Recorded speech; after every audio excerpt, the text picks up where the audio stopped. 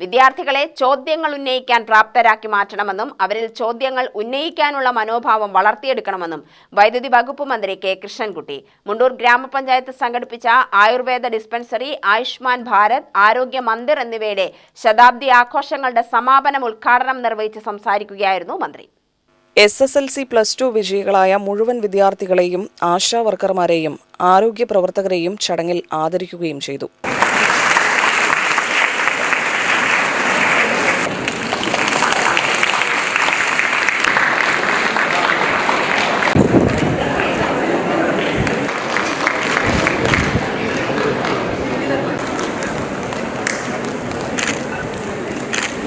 പഴയ കാലത്തെ അപേക്ഷിച്ച് വിദ്യാഭ്യാസത്തിന്റെ രീതിയിലും സമ്പ്രദായത്തിലും മാറ്റങ്ങൾ വന്നിട്ടുണ്ടെന്നും ആർട്ടിഫിഷ്യൽ ഇന്റലിജൻസ് യുഗത്തിൽ വിദ്യാഭ്യാസത്തിന്റെ രീതിയും തൊഴിലിന്റെ സ്വഭാവവും സാധ്യതകളും മാറിയിട്ടുണ്ടെന്നും മന്ത്രി പറഞ്ഞു.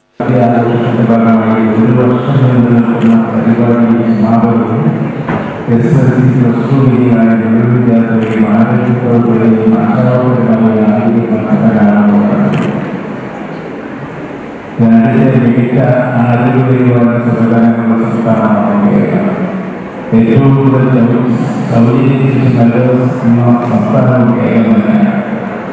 ഇവിടുത്തെ ഡോക്ടർമാരും ആരോഗ്യ പ്രവർത്തകന്മാരും ആശാപ്രവർത്തകരും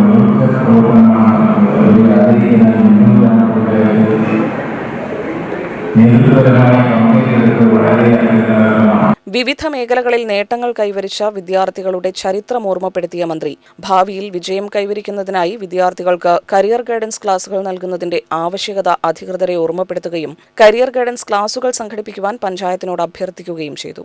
കലാമണ്ഡലം കൽപ്പിത സർവകലാശാല ഫെലോഷിപ്പ് നേടിയ കഥകളി ആചാര്യൻ കലാമണ്ഡലം KG വാസുദേവൻ നായർ, കുഞ്ചൻ അവാർഡ് ലഭിച്ച ഓട്ടൻതുള്ളൽ കലാകാരി N ശൈലജാദേവി, ഓപ്പറേഷൻ ഡി ഹണ്ടിന്റെ ഭാഗമായി ഏറ്റവും കൂടുതൽ മയക്കുമരുന്ന് പിടികൂടിയ കോങ്ങാട് സബ് ഇൻസ്പെക്ടർ വിവേക് എന്നിവരെ വേദിയിൽ ആദരിച്ചു.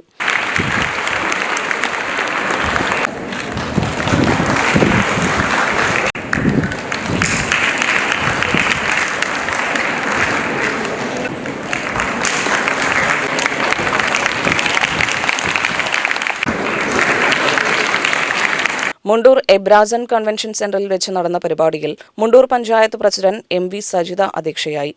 ആയുർവേദ ആശുപത്രിയിലെ ഡോക്ടർ റീജ റിപ്പോർട്ട് അവതരണം നടത്തി. തുടർന്ന് നാടൻപാട്ട് കലാകാരി പ്രസീത ചാലക്കുടി നയിച്ച മെഗാ ഷോയും വേദിയിൽ അരങ്ങേറി. UTV news, Palakkad.